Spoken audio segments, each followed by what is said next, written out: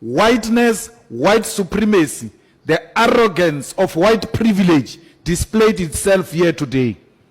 And typical of us with victimhood mentality and the trauma we suffered as black people, we all found ourselves wanting because a white man was acting.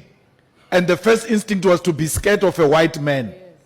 And we reacted when the white man was long gone, because that's how we were framed. That was a white supremacy in action. And it took us aback, including you, Chair. You were looking at it like, what's happening now? And you couldn't react. I was watching him when he was walking towards you. Yeah, I said to him, sit down, man. And then he said, no, I'm leaving. And I didn't know what to do. And then I realized later when he's left, this guy was supposed to be stopped. Because the first instinct is to say, it's a white man, I must not touch a white man. And then I realized later, no, man, politically I'm wrong. I should have stood up to that man.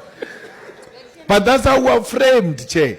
You ought to deal with that thing because it continues the trauma of black people. He undermined us openly. And we must act with agents, not the way we are being advised.